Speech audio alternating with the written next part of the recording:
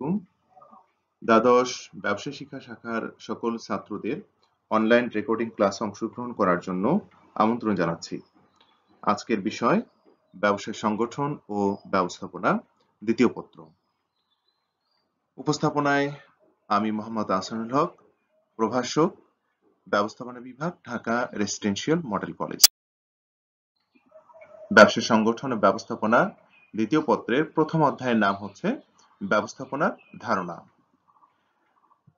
এই অধ্যায়টি পড়ে একজন শিক্ষার্থী যা শিখতে পারবে তা হলো ব্যবস্থাপনা কাকে বলে ও ব্যবস্থাপক কে, ব্যবস্থাপনার মৌলিক উপকরণগুলো কি কি, ব্যবস্থাপনার মৌলিক কাজগুলো কি কি, ব্যবস্থাপনার স্তর, ব্যবস্থাপনার সার্বজনীনতা এবং ব্যবস্থাপনার উৎপত্তি ও ক্রমবিকাশ।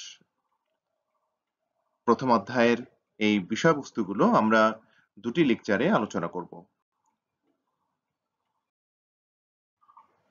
যেহেতু ব্যবসায় সংগঠন ও ব্যবস্থাপনার দ্বিতীয় পত্রের প্রথম অধ্যায় নিয়ে আলোচনা হতে যাচ্ছে, তাই প্রথম পত্র এবং দ্বিতীয় পত্র সংক্রান্ত কিছু কথা বলতেই হয়।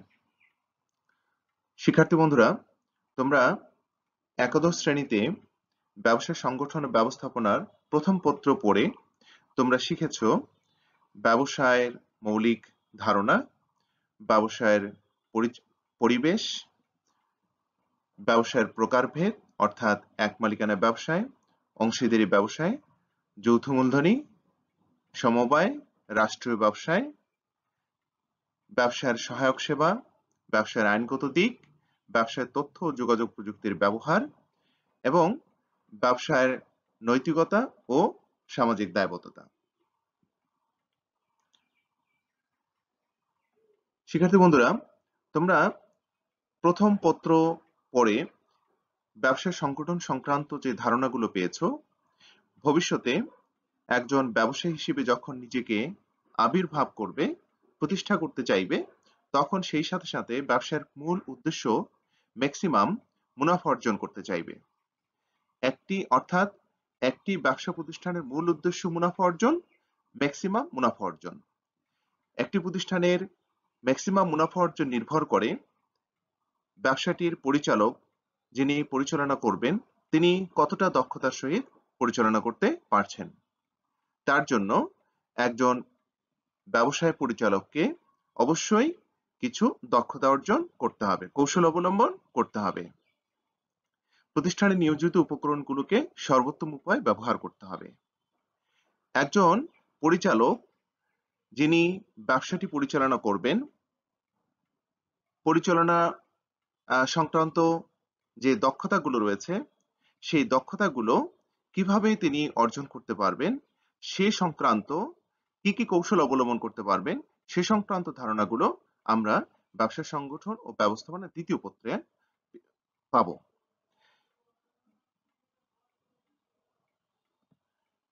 তাহলে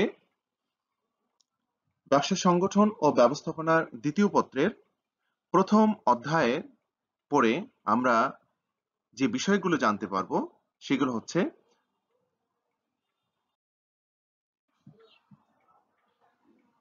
তার মধ্যে প্রথম প্রশ্ন হচ্ছে ব্যবস্থাপনা কাকে বলে এবং ব্যবস্থাপক কে। আমরা যদি সংজ্ঞা আকারে দেখি, সেটা হচ্ছে ব্যবস্থাপনা হচ্ছে এমন একটি প্রক্রিয়া যা প্রতিষ্ঠানের লক্ষ্য ও উদ্দেশ্য অর্জনের জন্য প্রতিষ্ঠানে নিয়োজিত বিভিন্ন উপকরণগুলোকে সঠিকভাবে কাজে লাগাতে বিভিন্ন কার্যাবলী পরিচালনা করে থাকে। তাহলে আমরা কি দেখতে পাচ্ছি, একজন ব্যবস্থাপক যিনি এই প্রতিষ্ঠানের লক্ষ্য উদ্দেশ্য বাস্তবায়নের জন্য প্রতিষ্ঠানে নিয়োজিত যে সকল উপকরণ রয়েছে এই উপকরণগুলোকে সঠিকভাবে কাজে লাগাতে চাইবেন। সঠিকভাবে কাজে লাগাতে চাইলে তাকে কিছু কৌশল অবলম্বন করতে হবে এবং কিছু ব্যবস্থাপকীয় কাজ পরিচালনা করতে হবে। আর এই লক্ষ্য অর্জনে প্রতিষ্ঠানে নিয়োজিত উপকরণগুলোর সর্বোত্তম ব্যবহারের জন্য একজন ব্যবস্থাপক যে সকল কাজ সম্পূর্ণ করে থাকেন তাই হচ্ছে ব্যবস্থাপনা। আমরা উপকরণের কথা বলেছি, লক্ষ্য উদ্দেশ্যের কথা বলেছি, কাজের কথা বলেছি। আমরা যদি একটি সমীকরণ আকারে দেখি যে ব্যবস্থাপনার ইংলিশ শব্দ হচ্ছে ম্যানেজমেন্ট। এটিকে ভাঙলে তিনটি শব্দ পাই। শব্দ তিনটি হচ্ছে ম্যানেজ প্লাস মেন প্লাস টি। এই তিনটি শব্দের সমন্বয় ম্যানেজমেন্ট। ম্যানেজ করা, নিয়ন্ত্রণে নেওয়া কাদেরকে? মেন অর্থাৎ শ্রমিক কর্মচারীদেরকে ম্যানেজ করা। কিভাবে ম্যানেজ করব? ট্যাক্টফুলি, কৌশলে। তার মানে প্রধান এবং প্রথম যে বিষয়টি সামনে এসেছে, প্রতিষ্ঠানে নিয়োজিত শ্রমিক কর্মচারী, এদেরকে দিয়েই আমাদের লক্ষ্য উদ্দেশ্য বাস্তবায়ন করতে হবে, কাজ উদ্ধার করে নিতে হবে। তার মানে নিয়োজিত শ্রমিক কর্মচারী যারা রয়েছে তাদেরকে দিয়ে কৌশলে কাজ উদ্ধার করে নেয়ার প্রক্রিয়াকে আমরা ব্যবস্থাপনা বলব। তাহলে কি দেখতে পাচ্ছি? পূর্ব নির্ধারিত লক্ষ্য থাকবে, সেই লক্ষ্য বাস্তবায়ন করার জন্য প্রয়োজনীয় মৌলিক উপকরণ থাকবে। অর্থাৎ যে কোনো প্রতিষ্ঠানে সাধারণত 6টি মৌলিক উপকরণ দরকার হয়। এই মৌলিক উপকরণগুলোকে কেন্দ্র করেই একজন ব্যবস্থাপক তার ব্যবস্থাপনা সংক্রান্ত কাজ করে থাকেন। এই মৌলিক উপকরণগুলোকে প্রপারলি কাজে লাগানোর জন্য একজন ব্যবস্থাপক কিছু কাজ সম্পন্ন করে থাকেন, পরের স্লাইডে আলোচনা করব। যদি তিনি প্রপারলি কাজগুলো সম্পন্ন করতে পারেন তবেই প্রতিষ্ঠানের নির্ধারিত লক্ষ্য নির্ধারিত সময়ের মধ্যে অর্জন করা সম্ভব হবে। তাহলে আমরা এই সংজ্ঞা থেকে তিনটি বিষয়বস্তু পেয়েছি। একটা হচ্ছে লক্ষ্য, একটা হচ্ছে মৌলিক উপকরণ, আরেকটি হচ্ছে ব্যবস্থাপনার কাজ। আজকের আলোচনায় প্রথম পর্বে আমরা এই তিনটি বিষয় নিয়েই আলোচনা করব। প্রশ্ন তাহলে রাখা হয়েছে, লক্ষ্য কি, ব্যবস্থাপনার মৌলিক উপকরণগুলো কি কি, ব্যবস্থাপনার মৌলিক কাজগুলো কি কি। প্রথম প্রশ্ন হচ্ছে লক্ষ্য, টার্গেট, গোল। লক্ষ্য কাকে বলে? পরিকল্পনার অভিপ্রেত ফলকে লক্ষ্য বলে। অর্থাৎ তাহলে লক্ষ্য জানার আগে আমরা পরিকল্পনা কি সেটা জানলে লক্ষ্যটা বুঝতে পারবো। পরিকল্পনাকে হচ্ছে ভবিষ্যতে কি করা হবে তার আগাম সিদ্ধান্ত গ্রহণ করার নামই হচ্ছে পরিকল্পনা। আরেকভাবে যদি বলি, ভবিষ্যতে কোনো একটি কাজ কখন, কোথায়, কিভাবে, কার দ্বারা কতটুকু সম্পন্ন করা হবে তা শুরু হওয়ার আগেই সিদ্ধান্ত গ্রহণ করার প্রক্রিয়াকে বলা হয় পরিকল্পনা। এই পরিকল্পনা করে আমি যা অর্জন করতে চাই তাই হচ্ছে লক্ষ্য। যেমন আমি পরীক্ষায় A+ পেতে চাই, তার জন্য আমি দিনরাত পরিশ্রম করছি। অথবা আগামী বছর আমি এবছর যা উৎপাদন হয়েছে তার চেয়ে আরো 1000টি পণ্য বেশি উৎপাদন করতে চাই। এই যে বাড়তি 1000 পণ্য বেশি উৎপাদন করতে চাওয়া, এটাই হচ্ছে লক্ষ্য। দ্বিতীয় প্রশ্ন হচ্ছে ব্যবস্থাপনার মৌলিক উপকরণগুলো কি কি। মৌলিক উপকরণ একটি প্রতিষ্ঠানে, যে কোনো প্রতিষ্ঠানে তার নির্ধারিত লক্ষ্য অর্জনে দুই ধরনের উপকরণ ব্যবহার করে। কি কি উপকরণ? একটা হচ্ছে মানবীয় উপকরণ, আর একটা হচ্ছে অমানবীয় বা বস্তুগত উপকরণ। মানবীয় উপকরণ বলতে মানুষ বা জনশক্তি বা মানব সম্পদকে বোঝানো হয়েছে। পার্সোনেল, ওয়ার্কার্স, হিউম্যান রিসোর্স, এদেরকে বোঝানো হয়েছে। আর বাকি সমস্ত উপকরণ যা প্রতিষ্ঠানের লক্ষ্য অর্জনে ব্যবহার করা হয় সেগুলো হচ্ছে অমানবীয় উপকরণ। সেগুলো হচ্ছে কি? কাঁচামাল, অর্থ, যন্ত্রপাতি, বাজার, পদ্ধতি, এগুলো হচ্ছে অমানবীয় বা বস্তুগত উপকরণ। এই মানবীয় এবং অমানবীয় উপকরণ এর সংখ্যা দেখলে 6টি সংখ্যা আমরা পেয়েছি। বিখ্যাত ব্যবস্থাপনা বিশারদ G.R. টেরি এবং ফ্রাঙ্কলিন ব্যবস্থাপনার এই মৌলিক উপকরণগুলোকে সংক্ষেপে 6M দ্বারা প্রকাশ করেছেন। 6M বলতে কি, যে 6টি শব্দের প্রথম লেটার হচ্ছে এম, যেমন মেন, মানি, ম্যাটেরিয়ালস, মেশিন, মার্কেট, মেথড। এই 6টি শব্দের প্রথম লেটার হচ্ছে এম। এই 6M দিয়ে একটি প্রতিষ্ঠানের মৌলিক যে উপকরণগুলোকে তিনি সংক্ষেপে বুঝিয়েছেন। তাহলে এই 6M সংক্রান্ত সংক্ষিপ্ত ধারণা তোমাদেরকে দিচ্ছি। প্রথম হচ্ছে মেন। ম্যান এর প্লুরাল ফর্ম মেন, মানুষ, জনশক্তি বা মানব সম্পদ। মেন কেন বলা হয়েছে? যে ম্যান সাধারণত ম্যান অর্থ একজন মানুষ, মেন মানে অনেকজন মানুষ। যখন কোনো একটি লক্ষ্য উদ্দেশ্য বাস্তবায়ন করার জন্য অনেকজন ব্যক্তি একত্রিত হয়, তখন কে কোন কাজ কতটুকু সম্পন্ন করবে সে সংক্রান্ত দিক নির্দেশনার প্রয়োজন পড়ে, তখনই ব্যবস্থাপনার প্রয়োজন হয়। এই জন্য যে কোনো শিল্প প্রতিষ্ঠানের লক্ষ্য উদ্দেশ্য বাস্তবায়ন করতে হয় মানুষদেরকে দ্বারা। একটি প্রতিষ্ঠানের মানব সম্পদ হচ্ছে মূল চালিকা শক্তি। একটি প্রতিষ্ঠানের এই মানব সম্পদ যদি জনশক্তি যদি দক্ষ না হয়, ওই প্রতিষ্ঠানের লক্ষ্য উদ্দেশ্য সঠিক সময়ে অল্প খরচে অর্জন করা সম্ভব হবে না। তাই প্রতিষ্ঠানের লক্ষ্য উদ্দেশ্য দক্ষ প্রয়োজনীয় সংখ্যক জনশক্তির দ্বারা অর্জন করা সম্ভব হয়। অন্যান্য উপকরণগুলো যত উন্নতই হোক না কেন, যদি দক্ষ মানব সম্পদ না থাকে, তাহলে ওই সকল অমানবীয় উপকরণগুলো যথাযথভাবে কাজে লাগানো সম্ভব হয় না। তাই একটি প্রতিষ্ঠানের দক্ষ মানব শক্তি খুবই প্রয়োজন। দ্বিতীয়টা হচ্ছে মানি অর্থাৎ অর্থ। কেন্দ্রীয় ব্যাংক কর্তৃক ইস্যুকৃত বিহিত মুদ্রাকে অর্থ বলে। অর্থ ছাড়া একটি শিল্প প্রতিষ্ঠান চলতে পারে না। তার কারণ একটি প্রতিষ্ঠান চালাতে চলতি এবং স্থায়ী অনেক ধরনের খরচ থাকে। এই খরচ নির্বাহ করার জন্য, রান করার জন্য আমাদের অর্থের প্রয়োজন হয়। প্রয়োজনীয় সংখ্যক অর্থের অভাবে একটি প্রতিষ্ঠানের গতি স্থবির হয়ে পড়ে। ম্যাটেরিয়ালস অর্থাৎ মালামাল অর্থাৎ কাঁচামাল। একটি প্রতিষ্ঠান বিভিন্ন উপকরণ তৈরি করে, পণ্য সেবা উৎপাদন করে। এই পণ্য ও সেবা উৎপাদন করতে প্রয়োজনীয় কাঁচামাল প্রয়োজন হয়। এই কাঁচামাল যদি উন্নত না হয়, তাহলে সেই কাঁচামাল দিয়ে উন্নত মানের পণ্য উৎপাদন করা সম্ভব হয় না। তাই উন্নত মানের পণ্য উৎপাদন করতে প্রয়োজনীয় পরিমাণে উন্নত কাঁচামাল প্রয়োজন হয়।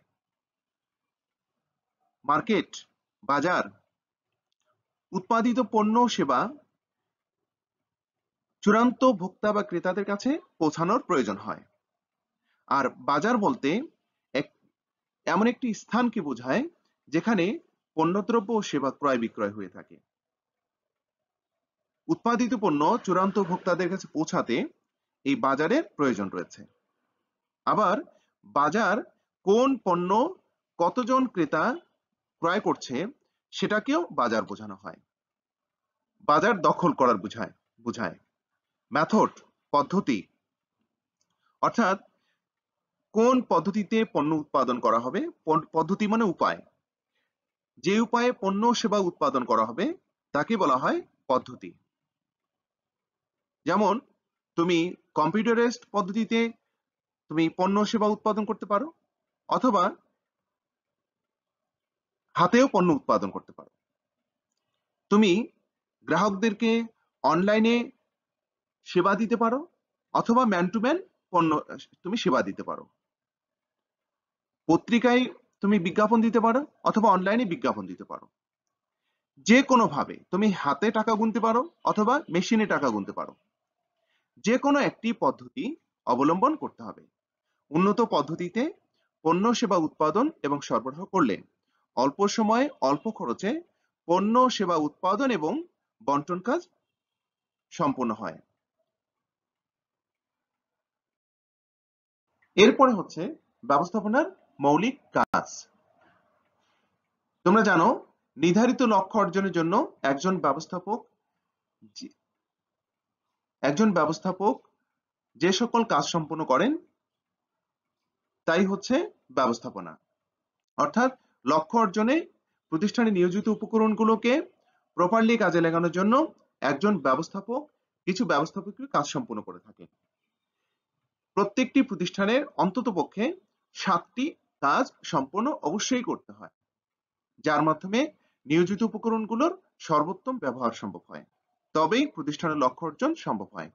এই 7টি কাজকে ব্যবস্থাপনার মৌলিক কাজ হিসেবে আখ্যায়িত করা হয়েছে। সেই 7টি কাজগুলো কি কি? 1 পরিকল্পনা, প্রথম কাজ। দ্বিতীয় কাজ হচ্ছে সংগঠন, তৃতীয় কাজ হচ্ছে কর্মসংস্থান, চতুর্থ কাজ নির্দেশনা, পঞ্চম কাজ প্রেষণা, ষষ্ঠ কাজ হচ্ছে সমন্বয় সাধন, সপ্তম কাজ হচ্ছে নিয়ন্ত্রণ। তাহলে ব্যবস্থাপনার প্রথম কাজ হচ্ছে পরিকল্পনা, দ্বিতীয় সংগঠন, তৃতীয় কর্মসংস্থান। এই তিনটি কাজ ব্যবস্থাপনার প্রাথমিক কাজ। এই তিনটি কাজের এখানে ব্যবস্থাপনার যে সকল উপকরণ দরকার হয় এই উপকরণগুলো এখানে একত্রিতকরণ করা হয়, রেডি করা হয়। এর পরবর্তী কাজ হচ্ছে নির্দেশনা, প্রেষণা, সমন্বয় সাধন, নিয়ন্ত্রণ। অর্থাৎ এই কাজগুলোর মাধ্যমে প্রথম যে 6M অর্থাৎ যে মৌলিক উপকরণগুলো রেডি হয়েছিল সেগুলো সচল হয়, গতিশীল হয়, লক্ষ্যের দিকে ধাবিত হয়। আমরা এই কাজগুলো সম্পর্কে এখন সংক্ষিপ্ত আলোচনা করব। এখানে কোনো ব্যাখ্যা লেখা হয়নি, কারণ হচ্ছে এগুলো প্রত্যেকটি আলাদা আলাদা চ্যাপ্টার আছে, তখন সেই চ্যাপ্টারগুলো আলোচনার সময় আমরা সংজ্ঞাগুলো দিব। প্রথম পয়েন্ট হচ্ছে পরিকল্পনা, প্ল্যানিং। পরিকল্পনা কাকে বলে? ভবিষ্যতের কোনো একটি কাজ কখন, কোথায়, কিভাবে, কার দ্বারা কতটুকু সম্পূর্ণ হবে তা আগাম সিদ্ধান্ত গ্রহণ করার নামই হচ্ছে পরিকল্পনা। অর্থাৎ এই পরিকল্পনাকে বলা হয় আয়না।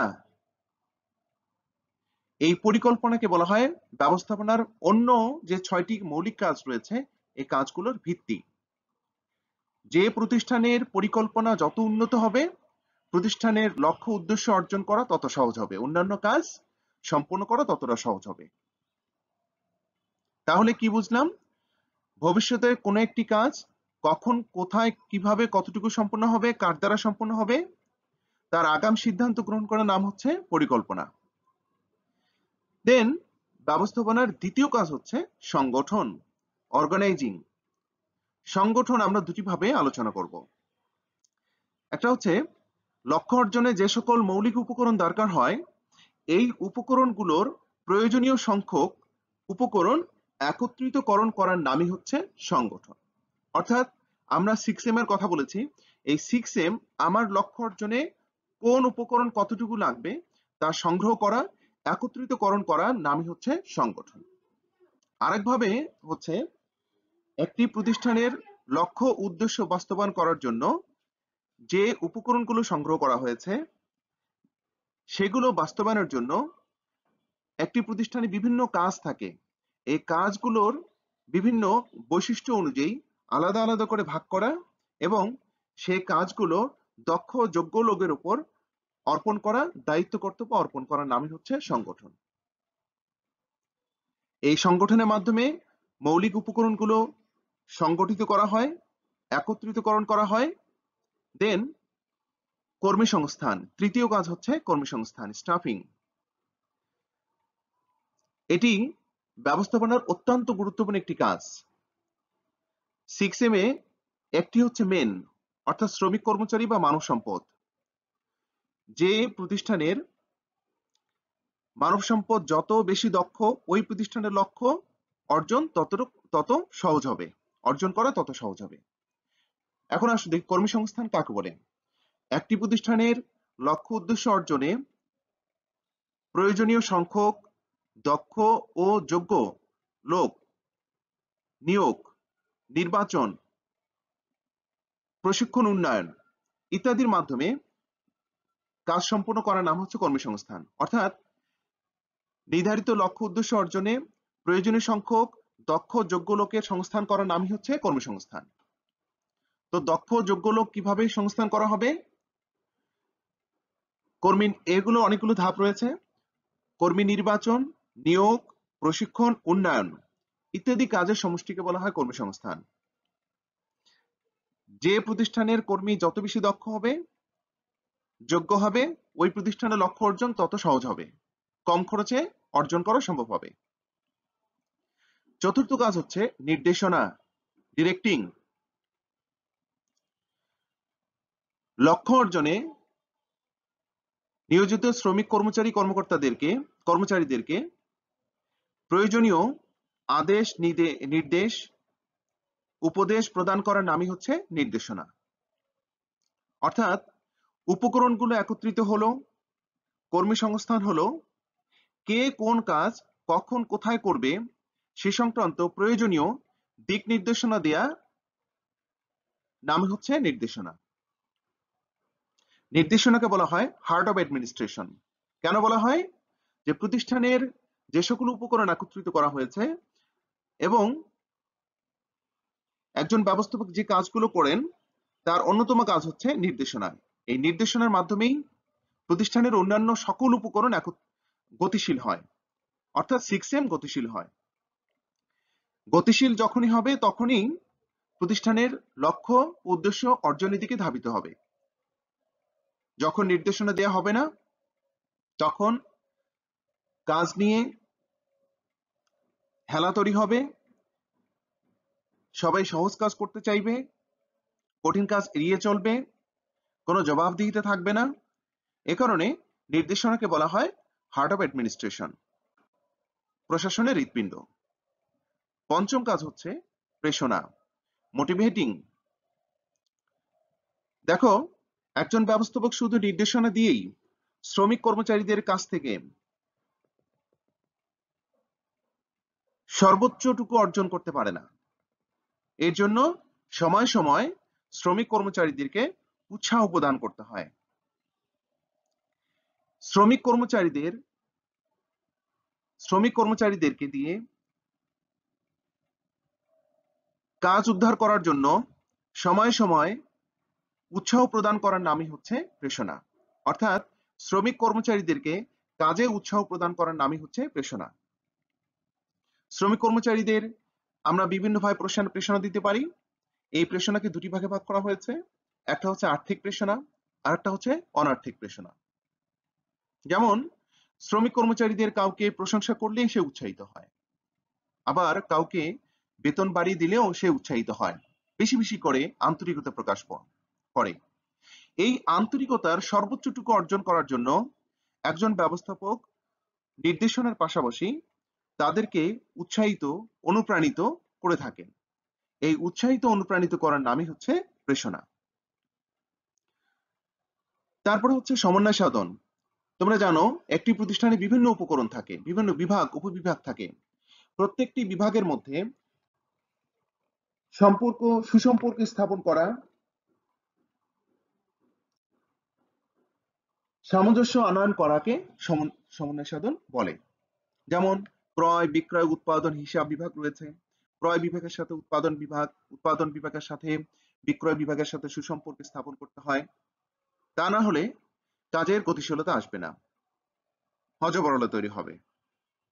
সপ্তম কাজ হচ্ছে ব্যবস্থাপনার শেষ কাজ, নিয়ন্ত্রণ।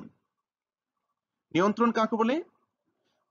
যে প্রতিষ্ঠানের পরিকল্পনা অনুযায়ী কাজ হলো কিনা তা দেখা, না হয়ে থাকলে তার কারণ উদ্ঘাটন করা, বিচ্যুতি নির্ণয় করা, কারণ উদ্ঘাটন করা এবং তার সংশোধনমূলক ব্যবস্থা গ্রহণ করার নামই হচ্ছে নিয়ন্ত্রণ।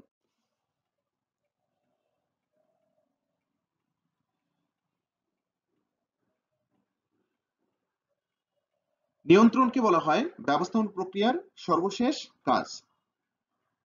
পূর্ব নির্ধারিত পরিকল্পনা অনুযায়ী কার্যাবলী সম্পাদিত হচ্ছে কিনা তা পরিমাপ করা এবং প্রয়োজনে বিচ্যুতি নির্ধারণ পূর্বক সংশোধনমূলক ব্যবস্থা গ্রহণ করাকেই নিয়ন্ত্রণ বলে। ধরে নাও যে এক মাসে 3000 পেন উৎপাদন করার জন্য প্রয়োজনীয় পরিকল্পনা গ্রহণ করা হলো। মাস শেষে গিয়ে দেখা গেল যে 3000 পেন উৎপাদন না হয়ে 2800 পেন উৎপাদন হয়েছে। তাহলে পরিকল্পনা অনুযায়ী কাজ সম্পূর্ণ হলো কিনা তা দেখতে গিয়ে দেখলাম যে 200 পেন কম উৎপাদন হয়েছে। 200 পেন, এটাকে বলা হয় বিচ্যুতি। বিচ্যুতির কারণ উদ্ঘাটন করা। কি কারণ? 200 পেন কম উৎপাদন হওয়ার পেছনে দেখা গেল 2 জন শ্রমিক অদক্ষ ছিল আর 2টা মেশিন মাঝখানে 2 দিন বন্ধ ছিল, যার কারণে 200 পেন উৎপাদন কম হয়েছে। তাহলে এই 200 পেন কম উৎপাদন হওয়ার পেছনে কারণ হলো অদক্ষ শ্রমিক এবং হচ্ছে আম, খারাপ মেশিন। তাহলে সংশোধনমূলক ব্যবস্থায় গিয়ে আমরা অদক্ষ ব্যক্তিদেরকে দক্ষ করে তুলব, প্রশিক্ষণের ব্যবস্থা করব এবং মেশিন দুটি সংশোধন করব অথবা পরিবর্তন করব। এর নাম হচ্ছে নিয়ন্ত্রণ। এই সবগুলো কাজ ব্যবস্থাপনার মৌলিক কাজ। পরিকল্পনা সকল কাজের ভিত্তি। পরিকল্পনাকে প্রথম কাজ বলা হয়, নিয়ন্ত্রণকে শেষ কাজ বলা হয়। তোমাদের আজকের লেকচারে বাসার কাজ থাকবে ব্যবস্থাপনা কাকে বলে, ব্যবস্থাপনা মৌলিক উপকরণ কয়টি ও কি কি, এবং মৌলিক কাজ কয়টি ও কি কি। বাসায় লেকচারটি অনুধাবন করো, নোট করে নাও, উত্তরগুলো বের করো, প্র্যাকটিস করো। কোনো প্রশ্নের উত্তর থাকলে প্রশ্ন করার থাকলে কমেন্টে লিখো, উত্তর পেয়ে যাবে। তোমাদেরকে ধৈর্য সহকারে শোনার জন্য অসংখ্য ধন্যবাদ। আল্লাহ হাফেজ।